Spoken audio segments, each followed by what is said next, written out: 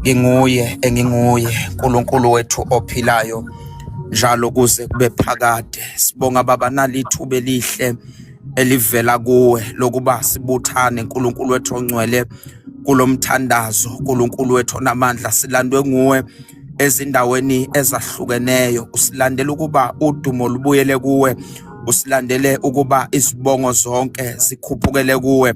uNkulunkulu wethu onamandla onke, ngiyathandaza that you anoint your servant uNkulunkulu wethu onamandla onke as he will be ministering your word ebantwini bakho. Makakhulume uNkulunkulu wethu ongcwele lokho mphathise khona baba wethu onamandla onke. Kungayi baba wethu ongcwele ngokodumo lwethu, kungayi uNkulunkulu wethu onamandla onke ngokokwaziwa kwethu, kodwa udumo lubuyiselwe kuwe uNkulunkulu wethu ongcwele. Kuphakanyiswe kubongwe elihle neliphakeme nelingcwele igama lakho baba wethu onamandla onke. We pray that more souls will be saved. uNkulunkulu wethu onamandla onke, uzakukhanyisa ubuso bakho phezu kwaloya naloya, uzokozambula uNkulunkulu wethu ongcwele ngendlela ongakaze wazambula ngayo empilweni zabantwana bakho egameni lika Jesu waseNazaretha. Siyathandaza uNkulunkulu wethu ongcwele mawuselula isandla sakho esingafinyezwanga ukuba singasindisi, usilulele phezu kwaloya naloya uNkulunkulu wethu onamandla onke egameni lika Jesu waseNazaretha. Makungabi khona ngisho yedwa phakathi kwalaba bantu ozophuma uNkulunkulu wethu kulo live engakuzwanga ukukhuluma kwakho nokusebenza kwakho empilweni yakhe uNkulunkulu wethu ongcwele. We pray that you change our lives, we pray that you transform our lives, all for the sake of your glory. Teach us your ways, your will and your word uNkulunkulu wethu ongcwele. Usahlule izingqondo zethu, hlule inhliziyo zethu baba wethu onamandla onke. Usilwele nezimpi zonke uNkulunkulu wethu, sinqobele. Phakamisa isandla sakho empilweni yethu egameni lika Jesu waseNazaretha. Ungavumi ukuba unyawo lwethu lushelele, ungavumi ukuba sibe yibandla elahlulekayo uNkulunkulu wethu, ngoba uthezwini lakho usakhele phezu kwedwala. What amasango eHades, they shall not prevail against us. Father, we pray in the mighty name of Jesus. We pray for the saviors uNkulunkulu wethu ongcwele. Take over, take full control uNkulunkulu wethu onamandla onke. Abantwana bakho mabazizwele ubukhona bakho. Give them power to resist isono, give them power to repent uNkulunkulu wethu onamandla onke. We declare as your servant, asiki sikhale silolelwe umhlambi wakhe siyophumelela. In Jesus' mighty name we receive izwi lakho ney'nceko zakho malube kuwe udumo ngoJesu Kristu inkosi enamandla. We thank you Lord. Amen.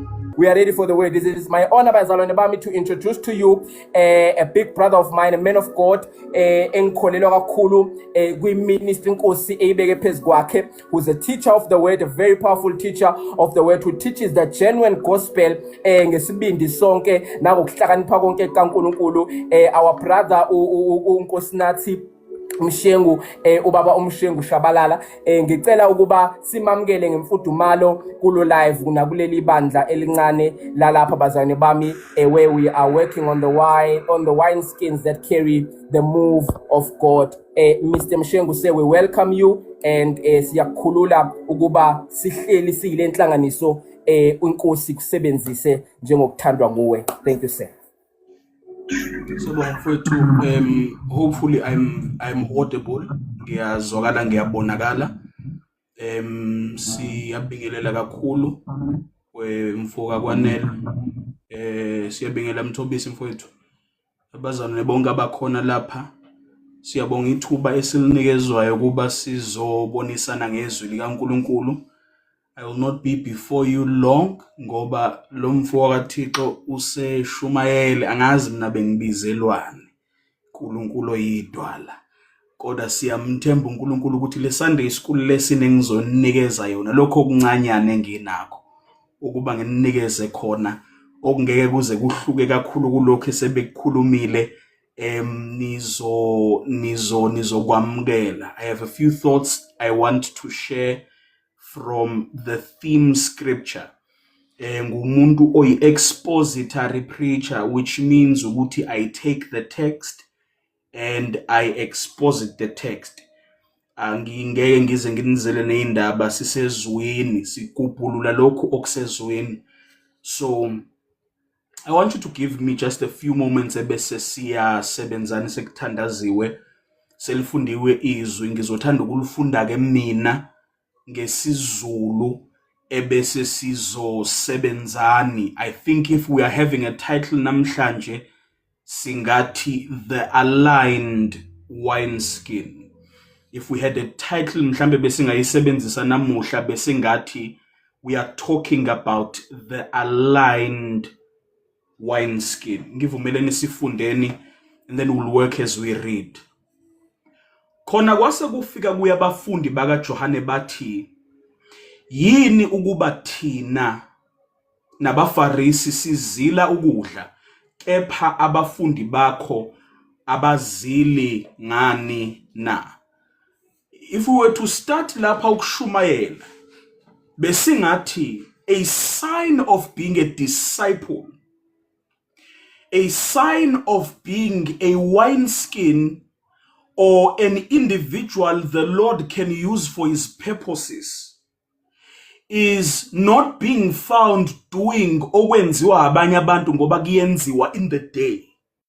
Ngoba what they are asking uJesu lapha is, why do your disciples not do what we do? Buyani bafowethu siyasebenza. Bathi kungani abafundi bakho bengenzi lokhu okwenziwayo? Ngoba bathi thina siyazila ukudla, bathi abafarisi bayazila ukudla. Okusho ukuthi singabazalwane we do this, and the religious leaders of the day have taught us to do this. This is the widely acceptable practice of the day. Kodwa uJesu responds ukuthi uma ngabe abayeni or the friends of the bridegroom have the bridegroom, they need not fast. Okusho ukuthi into yethu is we do not operate from a place of being pressured by the systems and the status quo of the day. And I think a problem esinayo in our day is we have believers that do not follow uJesu as the pattern, but follow izinto that are being done in the day as the standard and as the pattern. And the reason why we have a church that does not look like the head of the church is because yinqwaba yabantu who are patterning their lives and patterning their faith and patterning their operation and patterning their ministries, patterning their families, patterning their businesses after every other thing we see but the one we say we are following. No, you are building family according to the standards and the patterns of social media, not the one you say you are following. Webafethu into yokulandela uJesu means that you are separate from the world you live in. You are amongst them, but you are not of them. You work with them, but you do not operate like them. And because of our desire to be accepted, our desire to thrive, our desire to be given position, our desire to advance, our desire to be loved and accepted, we have conformed to certain patterns that we were never called to mimic.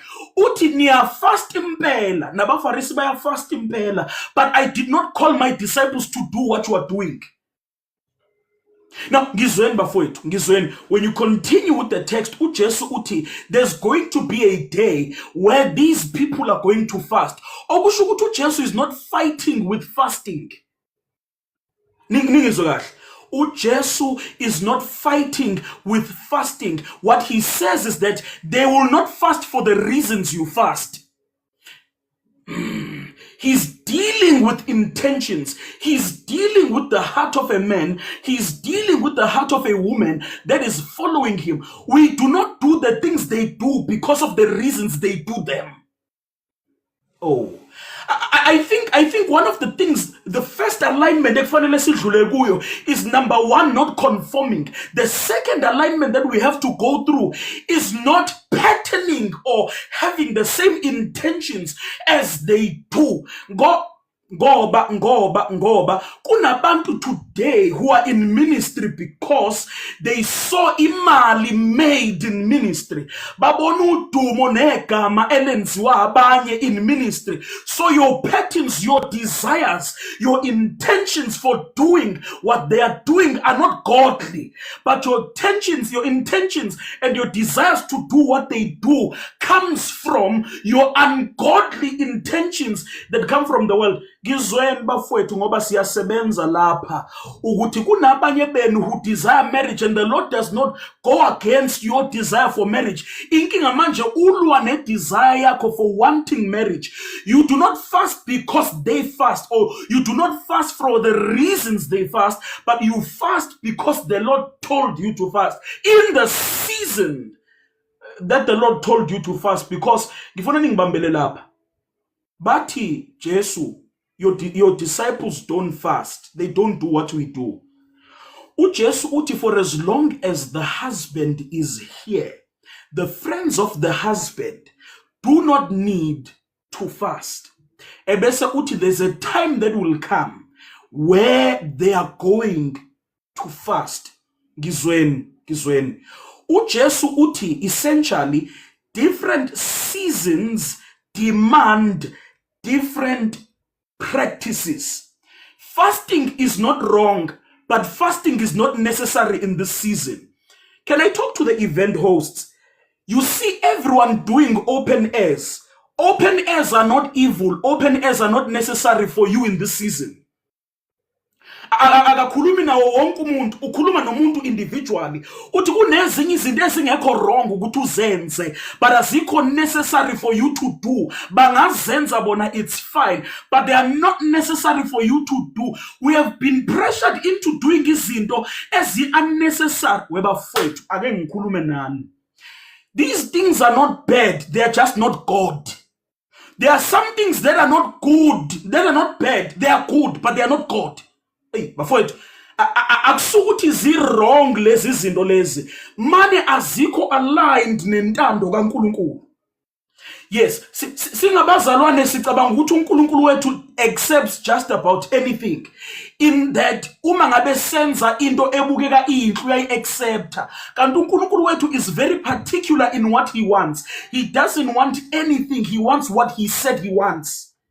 Uthi uma ngabe ningithanda gcinani imiyalo yami. Uthi nginendlela specific nengifuna ukuthandwa ngayo. Angifuni ningithande on your own terms. Angifuni ningilandele on your own terms. Angifuni ukuthi nakhi ministry on your own terms. Angifuni ukuthi nishade on your own terms. Angifuni ukuthi nikhulise ingane on your own terms. Ngifuna nenze lento engitheni yenze. And what we are dealing with is an undiscipled generation, a generation that has not been taught that following God means you walk by instructions.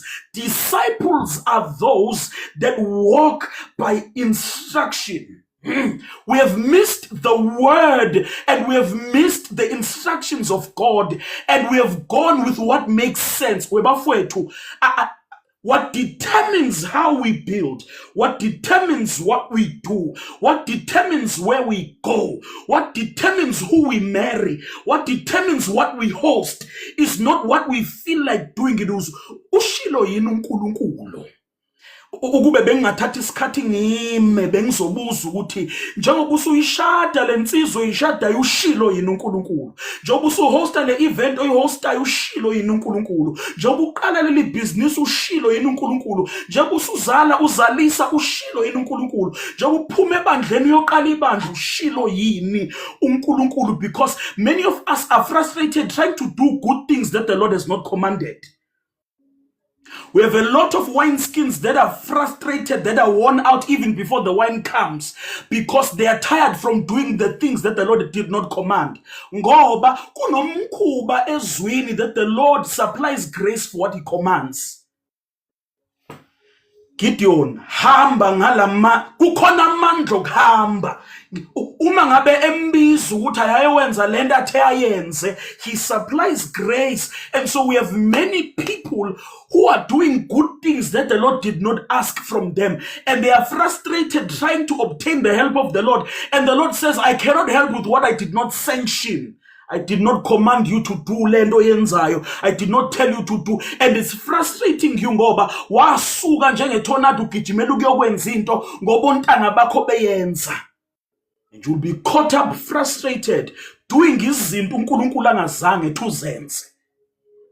So we have a lot of people who moved from Jerusalem because they had seen Jesus, who had not tarried long enough to receive power.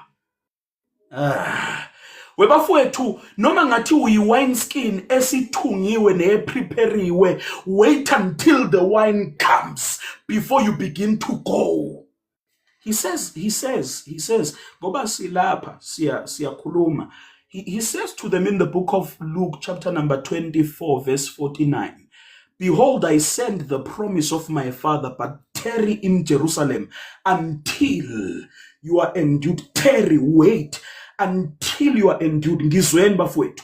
Into yokuvela kaJesu evukile ithi, I did not have boldness. Bebazivalele besaba ngoba bebangafuna ukubulawa, but ukubona uJesu kusho ukuthi bengingakholelwa ubala ikhona impela lento. So their boldness was renewed.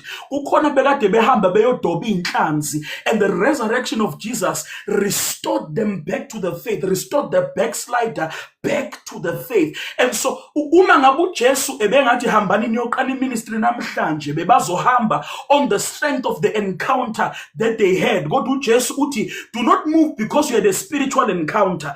Do not move because you received a commission. Do not move because you got the word from the prophet. Do not move because you have theological training. Do not move because you have the ability to host an event. Do not move because unezandla zokuthi ungawubamba umuzi uclean. Do not move because unemali accounting yokuyolobola. Do not, but move because I have told you to move. So until I tell you to move, stay. And we have lost the art of waiting until the Lord aligns us to move. We are moving, but we are moving out of alignment. And do you know the danger of moving out of alignment with the Lord is that uma ngabe ubuka uIsrael ehlane, iBhayibheli lithi bebaholwa uNkulunkulu ngensika yomlilo ebusuku. Ebese bebaholwa uNkulunkulu ngensika yefu emini. Now the reason why bekhona insika yefu emini is because of the harsh sun of the desert. If they were not in step with the Lord, they would be burnt up by the harsh sun of the desert. If at night they were not in step with the Lord, they would fall to the cold, the extreme cold of the desert. Many of you are burnt out empilweni ngenxa yokuthi you've been walking, but you've been walking out of alignment with the Lord. Many of you experience the harsh conditions of life not because uNkulunkulu niyekelelile. You're experiencing the harsh conditions of marriage not because uNkulunkulu niyekelelile. Mane, you took steps and you made moves and you executed plans outside of alignment with the Lord, because there is no safer place than when a wineskin is aligned to the wine giver. Oh, bafowethu. The reason why wine is wasted is because the wineskin is properly prepared. Character is properly prepared. You right manje ulahlekelwe i-alignment noNkulunkulu othelayo. Oh, bafowethu, if into vela ivela la kodwa i-wine skin la, instead of ukuthi lento vele ezulwini ingene kwi-wine skin uwela ngaphandle, many of you have wasted the investment of God because you are prepared. You are really prepared. Man, you are not in the right place to receive the pour. So you are moving prepared as you are, but empty. You are moving outside of the safety of the Lord. You are moving outside of the protection of the Lord. You are moving outside of the grace the Lord supplies. You are moving outside of the wisdom the Lord supplies. This is why ubathola bazane beze ebandleni bahanjiswa ukuthi wena kahle kahle ubungenayo wisdom, because if any man lacks wisdom, let him ask from the Lord who freely gives wisdom. You are unaligned, you are disaligned with the one who freely gives wisdom for the thing that you are in today. Yes, you are raising children the way other people raise children because you are not in alignment with the one who gives wisdom for raising children. Wine is there. Wine is there. Wine is there, and the Lord is ready to pour the wine. Mane abantu are not aligned with the wine giver. So uthi uJesu ngiyanizwa niyafasta, The reason why abafundi bami bangakwenzi lokhu is not because they are countercultural. It's not because they are going against the grain. It's not because they are rebellious. It's just because they are aligning to me more than they are aligning to what is popular in the day. Yes. What we labor for, Bafowethu, what we strive for in our day is alignment more than acceptability, because baningi who are widely accepted by people, because this is what alignment is. You are accepted by the Lord. Alignment simply means I am accepted by the Lord. What I am doing is acceptable to the Lord. Where I am is acceptable to the Lord. What I'm doing is acceptable to the Lord. And the baninga bantu who are doing izinto and are accepted by the world but rejected by the Lord. You are accepted. Unama gig weekend after weekend. Ufike wakwazolotsholo, uliqalile business and it has customers, but you are outside of alignment. You are ngizweni bafowethu. Ukuphumelela kwento akusho ukuthi isandla sikaNkulunkulu sikuyo. Ukuphumelela kwento akusho ukuthi isandla sikaNkulunkulu sikuleyo nto. Baningi abantu abanama careers aphumelelayo. Ngoba ngithi ministry seyaba icareer kini. Baningi abantu abanama careers aflourishayo, kodwa uNkulunkulu isandla sakhe singekho kuleyo nto. Baningi abantu ababizwa week after week, kodwa isandla sikaNkulunkulu singekho kuleyo nto leyo. What we strive for, what we labor for is alignment. Yes, the Pharisees, they fast. Yes, you disciples of John, you fast. Money. My disciples will not do what you do just because you are doing it. They do what I have told them to do. They are aligned. They are aligned. They are aligned. And ngizweni bafowethu, ngizweni. Maybe we are not seeing the move of God in our day because we are doing good but unnecessary things. Maybe one of the reasons why we are not seeing uNkulunkulu move in our days because we are doing good things indeed, but we are doing unnecessary days. Because kunezinye izinto that are good for certain regions that are not good for certain regions. Kunezinye izinto that are good for certain seasons that are not good for other seasons. Oh, bafowethu, ayikho into ebuhlungu like doing a good thing, the right thing in a wrong season. Ngizweni, can I talk ngoba mhlambe sekukhuluma angimdala ngaleyo ndlela kodwa kukhuluma nje iminyaka yami yokushumayela, but ngivumeleni ngikhulume. Kunabanye benu, your delaying of obedience to the Lord means that you will be impactful, but you will not be as impactful as the Lord intended for you to be impactful, because you are doing what you are doing, what you were told by the Lord to do, or you are doing it outside of the season that the Lord told you to do it. Imagine if Noah started telling abantu to come into the boat, uma ngabe ngempela wayeba invited to come into the boat, when imvula iqala ukuna umnyango uvaliwe. He would have been ineffective in telling abantu ukuthi abangene emkhumbini umnyango uvaliwe imvula iqalilina. Many of us have a good message, have a good word, but we lack impact in our generation because we delayed obedience. All the while claiming, no, I'm not ready, I am not fit, I am not worthy, I am not. When the Lord said, in the day you hear my word, do not harden your heart. Abaningi benu miss moments. As soon as Zion travailed, she gave birth to her children. It travail refers to the effort of pushing.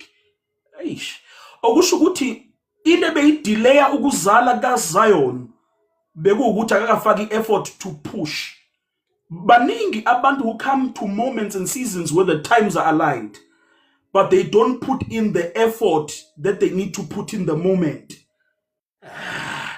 And they abort izinto, bafelwa izinto uNkulunkulu ebekathe azizalwe because they took too long to push. You can arrive at the place of birthing and have your child die because you took too long to push. Bafowethu, all the while claiming ukuthi uyi-perfectionist, you need things to be just right. No, you are delaying pushing and your child will die. Ngoba ufike endaweni yokuzalwa and you reasoned out of pushing. For some of you, it's the season to push. You are reasoning out of obedience to the Lord. For some of you, it's the season to start preaching. For some of you, it's the season to start discipling. For some of you, it's the season to do what the Lord has called you to do, but you keep on reasoning out of obedience. You keep on putting it off. You keep on delaying. You keep on telling the Lord next year. And iqiniso lokuthi uzogcina ufelwa yinto uNkulunkulu abekafanele ukuthi ayizale ngawe. Wes uzobona uNkulunkulu ezala lento bekathe uzoyizala ngawe ngomunye umuntu. Some of us will have to live through ukubuka abantu bephila into uNkulunkulu akade ibizele thina ukuba siyiphile, and we kept on postponing it. So uthi uJesu, my disciples are not fasting not because akufastwa. It's not the season to fast. A time is coming. A time is coming. A time is coming where they will have to fast. Kodwa kwamanje, it's not the season to fast. Ngizweni, iBhayibheli lithi the sons of Issachar knew the times. And because they knew the times, they knew what Israel ought to do. Before we can have a conversation about wineskins that can carry the wine, we need to have a conversation about understanding the times and what Israel ought to do, because there are certain activities that are attached to certain times that if they are not done, there will be a ripple effect that delays destiny. Mhlambe ngizweni kukhona umprofeti ekuthiwa ufanele wake wasishumayeza in February wathi ukube uDebra akazange evuke in the book of Judges, uJael naye ubengazange lo washaya isipikile ekhanda somuntu ubengekaze avuke ethola isibindi. Ngizweni, when you delay coming up to obedience, when you delay doing what you are supposed to do, you are not only delaying yourself, you are delaying those who are supposed to arise with you. Kukhona abantu uku-arise kwabo into the purposes of the Lord okubopheleke kwi-arising yakho, oh Deborah. If you do not arise, Jael will not arise, because you miss times and seasons. Because you miss times and seasons. It's not the season of fasting, because the bridegroom is here. But we are in a church of people that cannot discern seasons because they are infatuated with services. You cannot discern seasons because you are in love with events. You do not discern seasons because you are entertained by music and exhortation and preaching. You do not discern seasons because you are distracted. Webafowethu kunabantu who are distracted and they miss discerning seasons. And they find themselves doing izinto that are unnecessary. Yes. Do you know ukuthi the enemy can work against your progress in the Lord, not with hardship, with success? Many of us think ukuthi isitha masilwa nomuntu silwa ngokuthi simcindezele. The enemy is smarter than what we give him credit for. Sometimes the enemy enacts warfare ngokuphumelela. Sometimes he will prosper you in the wrong place. He will make you famous in the wrong area so that you can neglect what the Lord told you to do. Because we measure intando kaNkulunkulu by what is most prosperous. Yes. Some of you have let go of izinto uNkulunkulu ayekade ethe uzenze because they are not as prosperous as ezinye izinto uNkulunkulu athe zenzeke. Yes. Do not fall into the trap of measuring intando kaNkulunkulu ngesuccess. You can be right in the middle yentando kaNkulunkulu. You can be right in the middle of the season ordained by God, and kungabi na success at all that can be tangible, but you are still in alignment noNkulunkulu. You can be far from intando kaNkulunkulu and be having the time of your life. Because when the enemy wants to hold you, he will hold you with success in the wrong place. So uJesu uthi they will fast, but okwamanje the bridegroom is with them. So my appeal and my call namhlanje is align with what the Lord wants. And do not allow yourself to build monuments in the moments that God showed you. Iphutha esilenzayo suka ku chapter number 9 kaMatthew, suka la sikhona. Go a few chapters ngaphambili. Ku Matthew chapter number 17 iBhayibheli lithi uJesu uyaguquka phambi kwabo kuvela uMoses kuvela uElijah. iBhayibheli bathi inkosi kuhle ukuba lapha ebese bathi asakha madokodo la, let's pitch tents sihlale lapha. uJesu uthi akufanelanga ngabe nihlala lapha and the two disappear.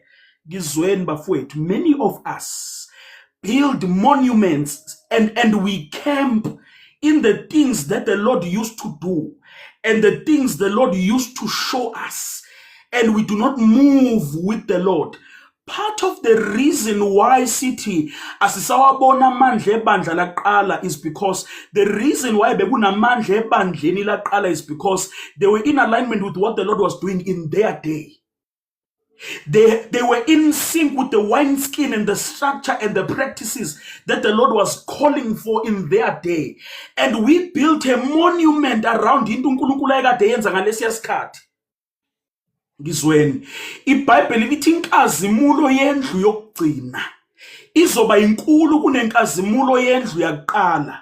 Akusho ukuthi inkazimulo yendlu yaqala ibingekho, nendlu yokuqala inenkazimulo. And kunabantu even in our day abadefend inkazimulo yendlu seyadlula. The reason why inkazimulo yendlu yamanje ingabonakali is because kunabantu abamele inkazimulo yendlu edlulile. You are fighting tooth and nail to defend organizations, defending systems, defending practices, defending preachings, defending messages. Zendle yadlula. Oh bafowethu, ibi right ngesikhathi sayo kodwa intshumayelo yendle yadlula. Le system ibi right ngesikhathi sayo kodwa isystem yendle yadlula. And maybe the reason why the Lord cannot release the wine for our time, the wine for our days, because we are holding on to the wineskin of a previous generation.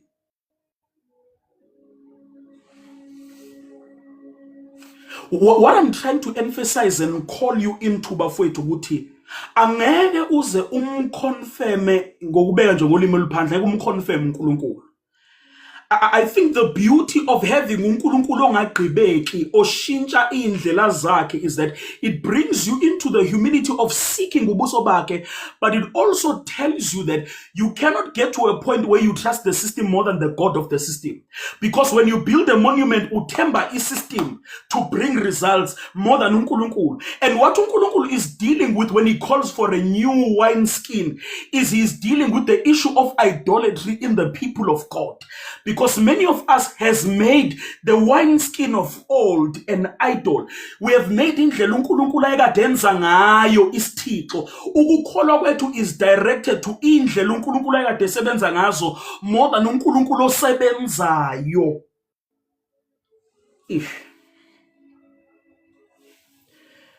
Bafowethu, the move of God will be seen in the people who move with God. Again, ngiphinde. The move of God will be seen in the people who move with God. For as long as you are unwilling to move with God, you will not see the move of God. Yes. 2 Kings, chapter number 5 and 6. David is called to take the city of David. Is called to occupy and lead a campaign, a military campaign to occupy the city. iBhayibheli lithi uyahamba and he goes to inquire of the Lord. Uthi shall I go up? uNkulunkulu gives him a strategy and he has to go up another time. Kodwa he goes back to God and asks ukuthi ngikhuphuke futhi. uNkulunkulu gives him a different strategy. What am I trying to say? uNkulunkulu will cause you to go a different way in different seasons. Don't fall into the temptation of thinking ukuthi uNkulunkulu will do what he does the same way he did it the last time. Yes. And this is why ngiright ngoba ngiyacabanga bakhona nabashumayeli lapha. This is why ni recyclisha intshumayelo, because nibona intshumayelo enyakazisa abanye na itshela ukuthi izonyakazisa abanye. Nithi labazane bebadry kanti wena onezikhalo ezithembile zokunyakazisa abazalwana noNkulunkulu bengekho kuleyo nto leyo, because you saw a message effective in one area and you thought it would be effective in another area. This is why kunomntwana omkhulise kahle ebese kube khona umntwana ophuma esandleni, because you employed the same methods of raising one child to another child. And you need the mind of God to raise different children. Ngendlela uNkulunkulu akunikeza ngayo. Stop trying to pattern God. Stop trying to box God. Stop trying to confine uNkulunkulu to a mold. There are certain things about God that are unmovable. Kukhona iy'khonkwane zakudala, they are ancient landmarks. I'm not disputing ancient landmarks. Ancient landmarks are supposed to be kept there. Holiness is an ancient landmark. Submission to the Lord is an ancient landmark.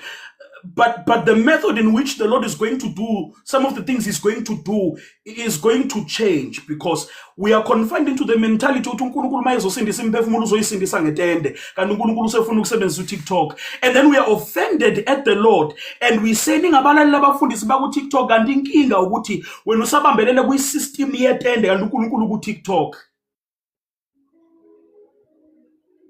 Angilwe ngiyaxoxa. We are offended, and mhlambe asikhulumeni nginama notes lapha anamandla kakhulu, but the wine skin that the Lord will use is a wine skin that has not tasted wine. The wine skin that the Lord will use for new wine is a wine skin that has not tasted wine.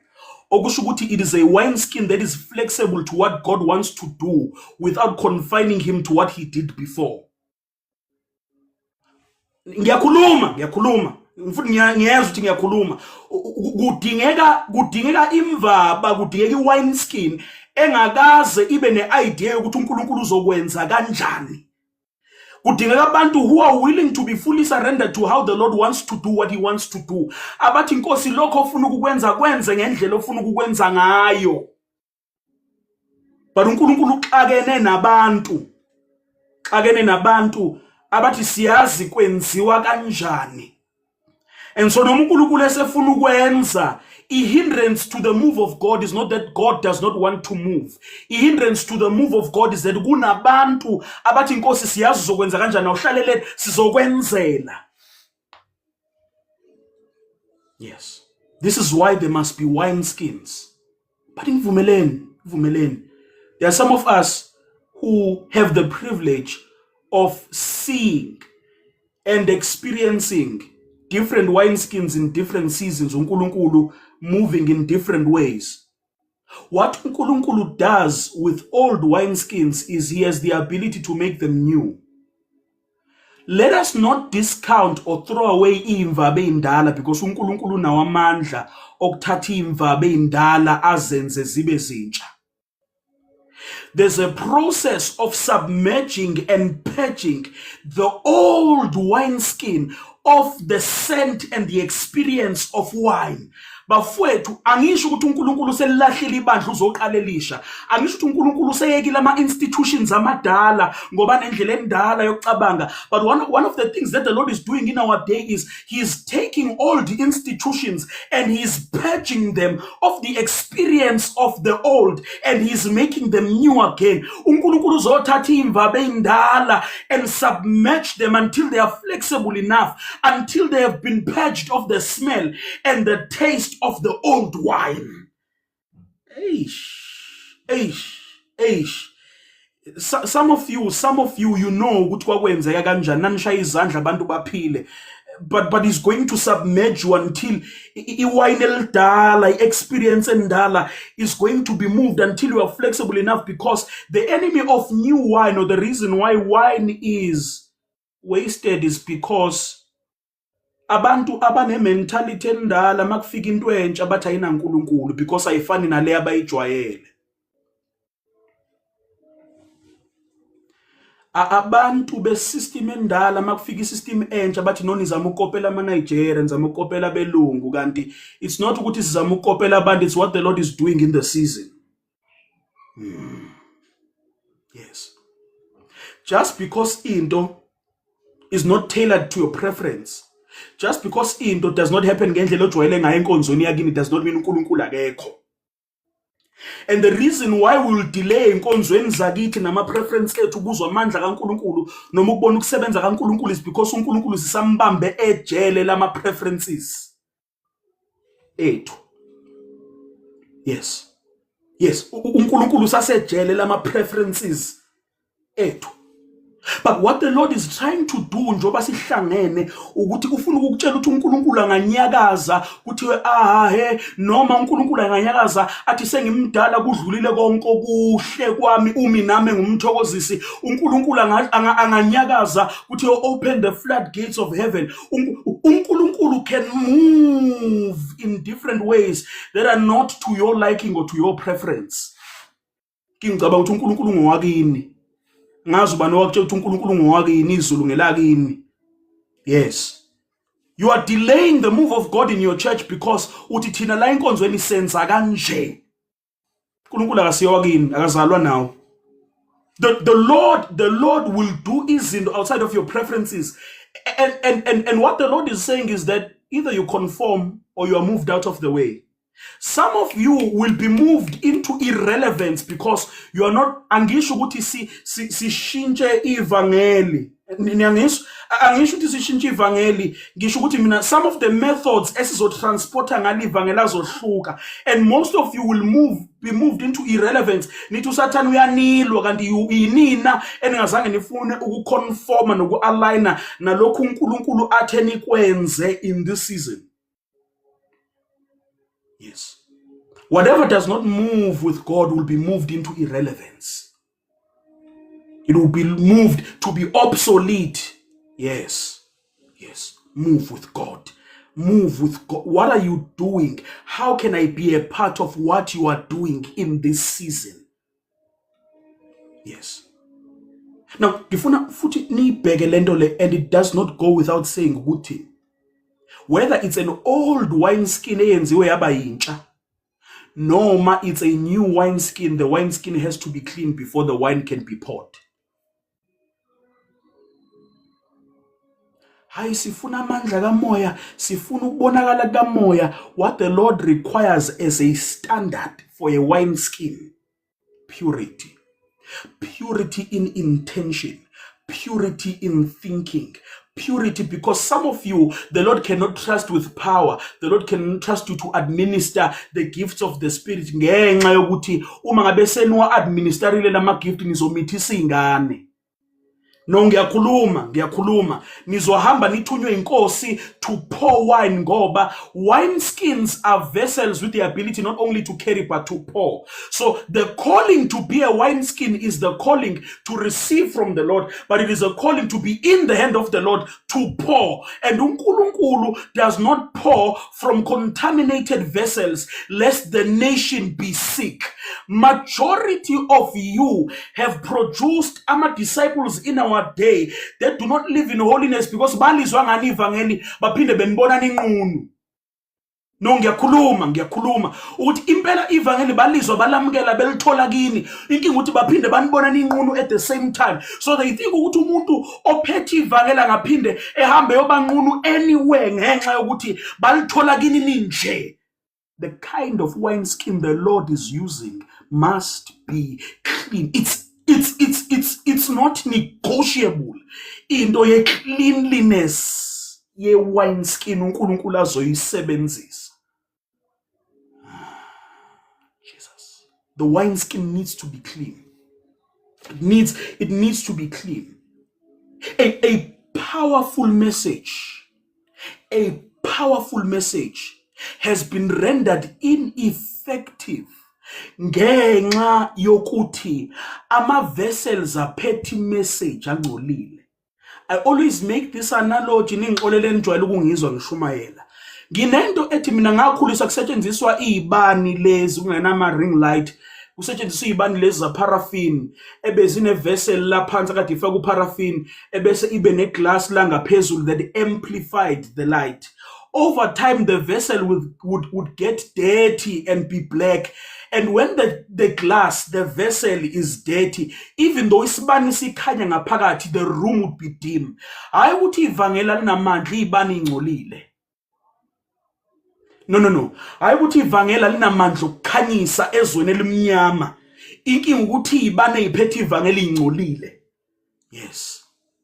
Abantu abasazi nokuthi bangakhonza phi, abantu abasazi ukuthi bangakhoselaphi because uthi umuntu uwumfundisi wakho kanti ubheka ukuzolala nawe. Abantu abasazi ukuthi bangaphephelaphi ngoba uthi umuntu uzoba ubaba kuwe kanti ubheka ukuprofita kuwe ngoba usebenza in a corporate environment uhola kahle.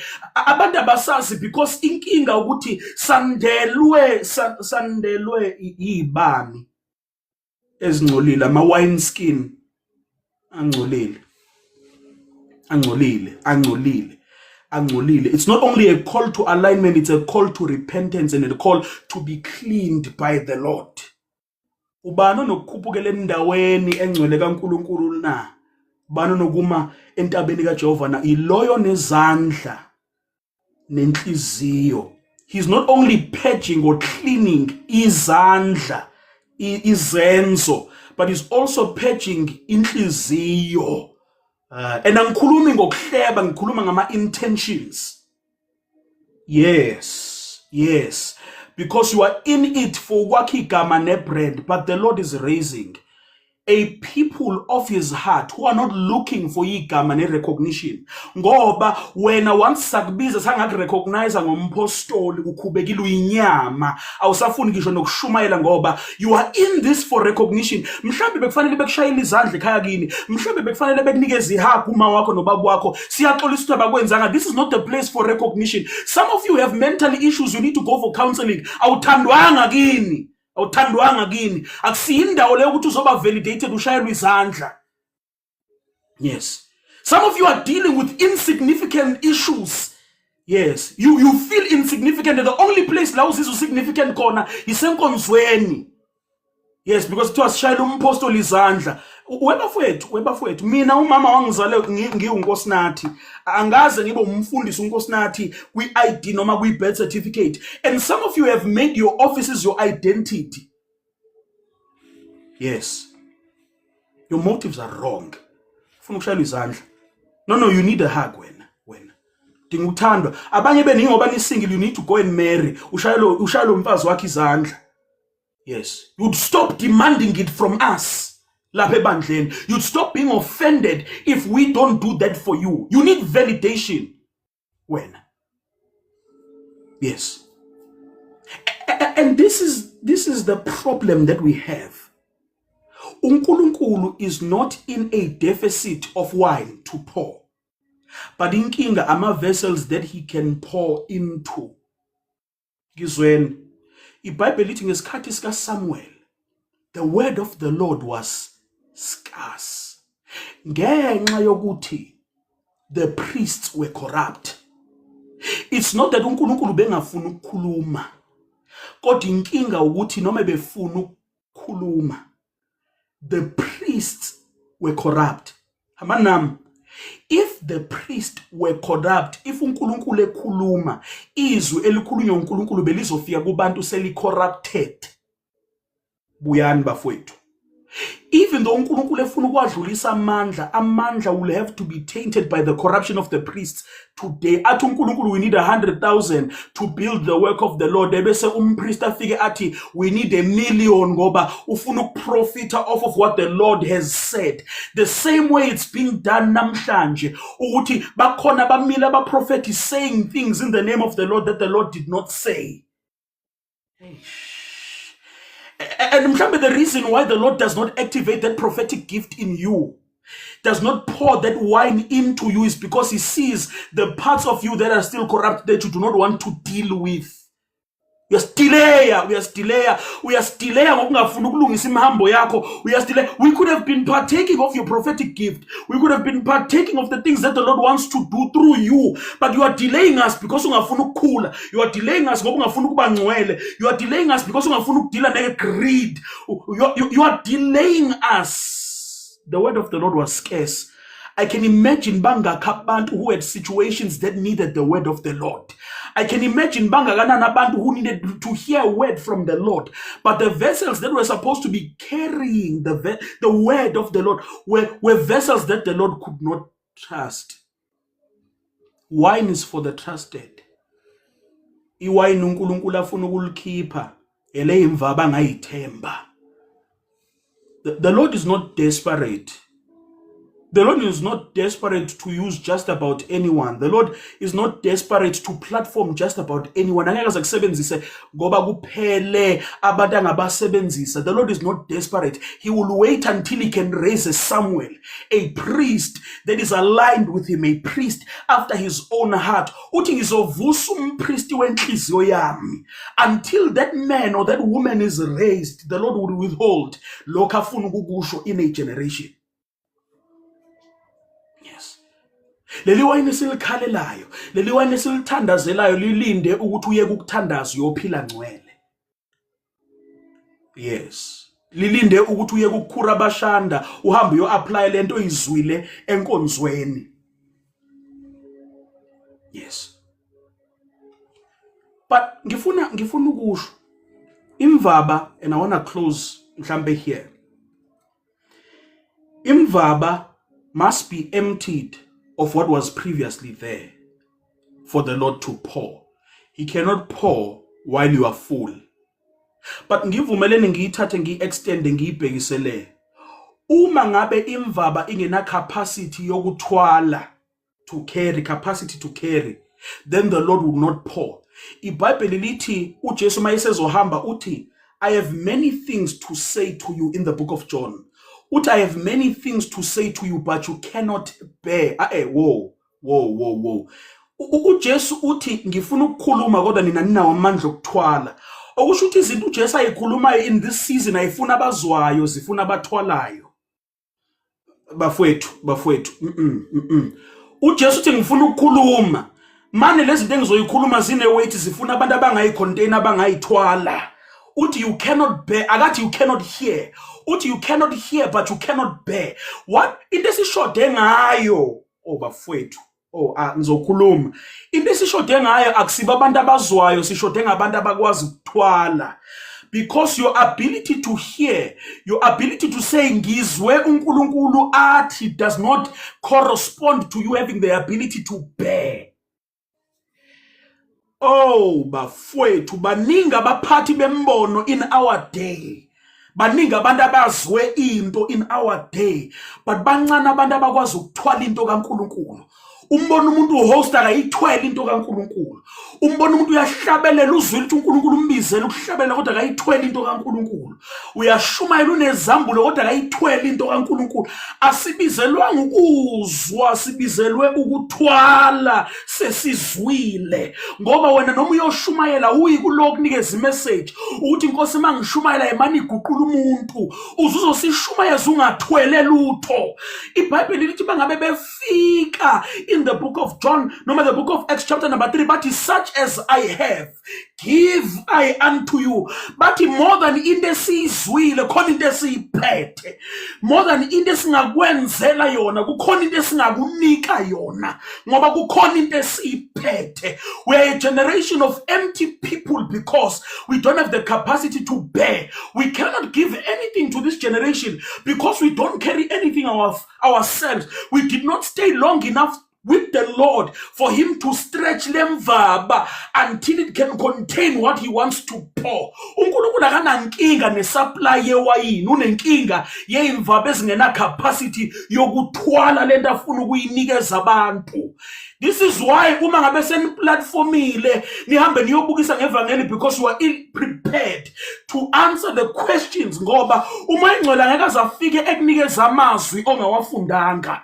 Ufika lapha uyobukisa ngevangeli uthola imibuzo ekuhlulayo because you did not prepare in study. Kunabantu esilahlekelwa yibo because you have not mastered apologetics. Kunabantu esilahlekelwa yibo ngoba asikakhule emandleni kaMoya Ngcwele bafika ngama-wheelchair bathi uNkulunkulu akekho because nihluleke ukubaphilisa, nihluleke ukuphendula imibuzo yabenzima. You don't carry anything but the revelation you studied namhlanje ekuseni to preach to the congregation. Yes. Ngathi nanifunde ekuseni nizoshumayela 2 hours later. Yes, impress. You don't carry anything. Uthi uJesu, I have many things to say. Many things to say. But people don't have the capacity to carry. You cannot bear these things. You cannot bear the weight of the assignment. You cannot bear the weight of the marriage you are praying for. You cannot bear. Hayi ukuthi uNkulunkulu akafuna ukuthulula. Ushote ngabantu who can carry. Ushote ngabantu who can carry. Sengivala. We've dealt with wineskins. We've dealt with alignment. But the reason why we need wine is because when we look at the book of John chapter number 2, Mpago wenu lona. When we look at the book of John chapter number 2, iBhayibheli lithi uJesu wamenywa emshadweni eKhana. Mayefika emshadweni iBhayibheli lithi baqhubeka ama-festivities omshado besiwayini laphela. But iBhayibheli lisitshela ukuthi ama-activities omshado wama bafowethu. Iwayini belingasekho, kodwa ama-festivities nama-activities omshado aqhubeka. Kind of like how it's happening in the church today. Iwayini alisekho, but ama-open air ayaqhubeka, ama-conference ayaqhubeka, iy'nkonzo ziyaqhubeka, ama-outreach ayaqhubeka. All of this is continuing, and we all know ukuthi iwayini alisekho. Okusho ukuthi if abantu bazi ukuthi iwayini alisekho, they are mimicking ubukhona bewayini. We have gotten to a place where we know how to fake the presence of the Holy Spirit. We've gotten to a place where we are okay noMoya Ngcwele ngekho, kodwa senze ngathi ukhona. We are okay with acting as if uMoya Ngcwele ufikile wakhuluma sibe sizwe ukuthi uMoya Ngcwele akakhuluma ngalutho. In fact, thina sisodwa sagcina kudala ukumuza uMoya Ngcwele ekhuluma noma ngathi uyakhuluma sazi ukuthi ukhuluma kanjani. We are okay being a people in a wedding where there's no wine. It wasn't until people were honest enough to say Jesu alikho iwayini. Bafowethu, iwayini likhona enkosini, but iwayini likhona for abantu who are going to be honest enough to come to the Lord and say Nkosi angisena wayini. Mhlawumbe ukhona lapha and you realize ukuthi usuhamba ibanga elide, iwayini alisekho, usamuzwa ngendlela okade umuzwa ngayo, kodwa uyaqhubeka nohambo kwangathi ukhona. Iwayini likhona for abantu who are going to be open and humble and honest enough to say Nkosi sengihamba ibanga elide kodwa iwayini alikho. Ngiyathandaza kodwa ngikuzwa, ngiyahlabelela kodwa ngikuzwa, ngiyashumayela kodwa ngikuzwa, ngiyazi siqabene nawe iwayini alikho. Ngiphelelwe iwayini kodwa umshado uyaqhubeka, ama-activity ayaqhubeka, ngihamba onke amagigi, alikho iwayini, alikho. Idinga abantu abazo honest to say iwayini alikho. I've been trying to replicate this, but iwayini alikho. I've been trying to pretend, but iwayini alikho. I smile masikhonza kodwa iwayini alikho. Ngikhuluma ngezilimi kodwa iwayini alikho. Ngihlabelela zonke ingoma ngize kube ngathi ngiyakuzwa kodwa ngiyazi ukuthi iwayini alikho. Yes. New wine will not be produced for as long as abantu do not admit to the Lord ukuthi iwayini alikho. It took umuntu going to Jesu. So number 1, ithathe umuntu recognize ukuthi iwayini alikho, nokuthi number 2 eye kuJesu uma usubona ukuthi iwayini alikho. Hlala phansi bafowethu, ake ngikhulume nabantu abashumayela abahlabelelayo kwangathi ungacela ukuthi ngiyacela bafowethu ningangisebenzisi in this season ngisaya kuJesu ngoba kukhona into engiyibonayo ukuthi iwayini alikho. The problem we have with ama wine skins of the day is because inkinga esinayo ukuthi ama wine skins of the day are unwilling to say ngicela ukuhlala phansi ngoba khona into enginotisile kimi ukuthi iwayini alisekho. Ngicela ningasangimemi ngoba ngiyarealize ukuthi in my season la ngikhona iwayini alikho. Isibindi sethu to go to the stage and minister iwayini lingekho. Isibindi sethu to continue pretending sibe sizwe ukuthi iwayini alikho. Idinga abantu who are going to be smart enough to say ukuthi ngizwemba fowethu today before ngifika lapha kwanele we were in discipleship kumfundisi uMenzi uShares ozoshumayela lapha masinya ukuthi umuntu kade efundisa lapha about the gifts ubefunda u1 Corinthians chapter number 12. One of the things I learned lapha is that it is variety of gifts, but it is the Lord who is at work. Okusho ukuthi isipho singaba ngakuwe kodwa impact ngakuNkulunkulu. It's possible for isipho to operate kodwa impact ngabi khona ngoba uNkulunkulu owesipho uxabene naye. So as much as you are administering the gift, the impact of the gift is not there. This is why siyafika sisizwe isipho sakho sokuhlabelela usinyakazise sikhale kodwa evidence ukuthi wine alikho ukuthi akekho umuntu ophuma eshintshile. Ngizokhuluma lapha phakathi kwenu ngoba ikhona into ethi uma ngabe iwine selifikile akubonakali ngokuthi kube khona imvaba, kubonakala ngokuthi kudakwa abantu. Uma ngabe umuntu esedakiwe kuzozwakala ngendlela akhuluma ngayo ukuthi lo muntu kukhona into ayiphuzisiwe, kuzobonakala ngendlela umuntu ahamba ngayo ukuthi khona lento ayiphuzisiwe, kuzobonakala ngendlela ayiphatha ngayo ukuthi khona into ayiphuzisiwe. Angazi ukuthi asifiki ngani la sithi asanele Nkosi ukuthi abantu bebe moved emotionally without being transformed inwardly. Asanele ngani ukuthi sithi Nkosi asathanda ukuthi sihlabelele abantu bezwe bebe moved kodwa bengaphiliswa.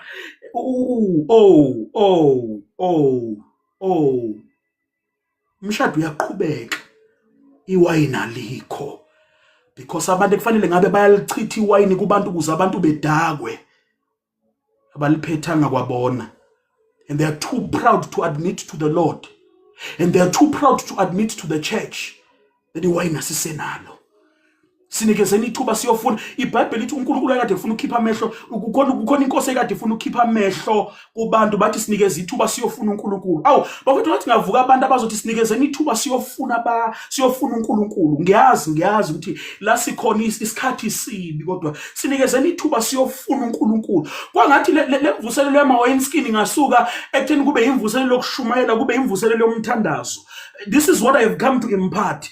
I've come to impart prayer. Ukuthi senifikile nashunya yezwa. Maniphume ninento ethi sinikezeni ithuba siyofuna uNkulunkulu.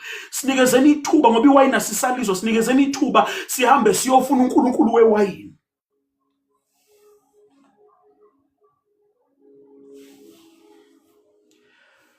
Bafowethu. And what produced this new wine, this latter wine, was not the efforts of men. What produced this new wine is obedience to the word of Christ. Gizweni. Uma ngabe sibuka iscience of producing a new wine, uJesu uthi, mayisinikeze formula, uthi uJesu hambani niyokhamanzi. Akwazi ukuthi amanzi aguquke nini aba yiwayini nokuthi iwayini lenzeke nini, kodwa sazi ukuthi wathi hambani niyofuna amanzi. Kodwa mangabe seyifika kubantu yafika iwayini. Uma ngabe iwayini liwumoya, amanzi ayizwi, ithi lento kimi, angazi kuwe kodwa lento ithi kimi. What we need in our day is not more preaching. It's more people who go and labor ukuyofuna amanzi. Bafowethu. Ngiyacela ningibekezelele sengiqedile ngempela. Asisadinga abantu abazozama ukumanufacture iwayini. Sifuna abantu abasemsebenzini wokuhamba beyolanda amanzi. Uma ngabe abantu bangathola amanzi, uma ngabe abantu bangagcwala amanzi, lento mayifika kubantu ayizukufika ngamanzi. Uthi uJesu, the words that I speak to you are not words, they are spirit, and they are we want to manufacture spirit. Kanti uJesu uthi for us to produce spirit and life we need words. Ngizonishumayeza kodwa lapha sengivala.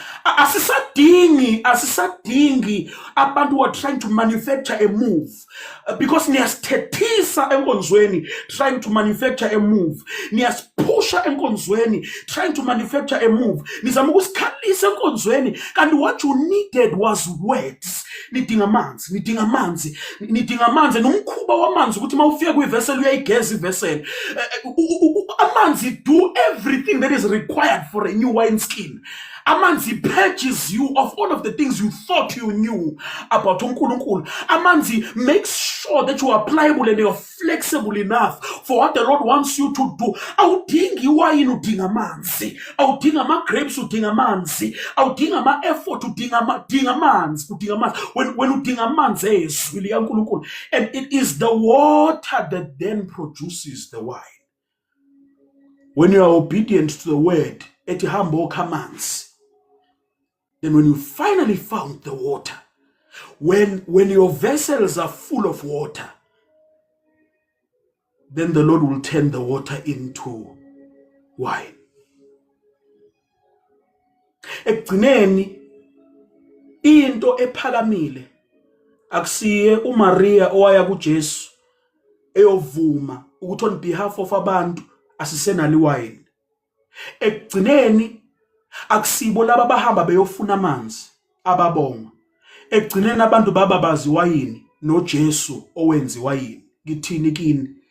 God wants a generation that is cool with the fact that ekugcineni angeke kuze kubongwe wena, angeke kuze kuphakame wena, kuzophakama iwayini nalo olenzile iwayini. Ngizothi mina sengivala, get out of the way. Suke endleleni, because enye into esivimbezela ukuthi sithole iwayini ukuthi untanda kubukwa, ufuna kubonwe wena, ufuna kubongwe wena, uyobongwa ezulwini mangabe kwenzekile. Kodwa ngiyacela suka sidinga iwayini, uyasibambezela sidinga iwayini wena nebrand yakho, ngoba you are so busy building brands that you are unaware of the fact that you are hindering the wine. You are so busy building followings, you are so busy designing posters, you are so busy doing fellowship events that you are missing the fact that sidinga iwayini. May the Lord help us. Want us to pray. Want us to pray. May we be a Jesus generation, a generation yabantu who glorify Jesus.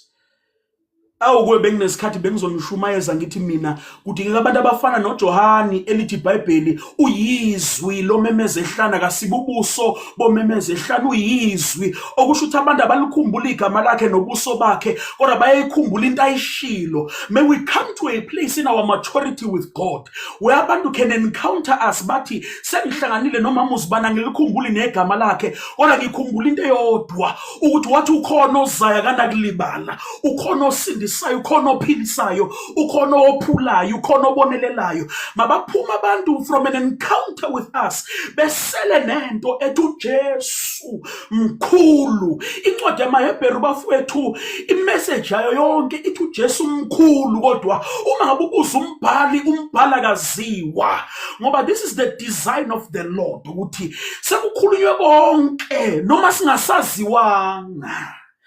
Kodwa kumane kwazi ukuthi uJesu mkhulu kuneyingelosi, uJesu mkhulu kunoMoses, uJesu mkhulu kunoAbraham, uJesu mkhulu kunoMelchizedek, uJesu mkhulu kunezimvu neyinqama, uJesu mkhulu kunenhlupheko nobuhlungu. Abantu must encounter you bathi bengihlupheka, kodwa after ngihlangane naloya mama ngase ngiyabona ukuthi uJesu mkhulu kunalenhlupheko ebengikuyo.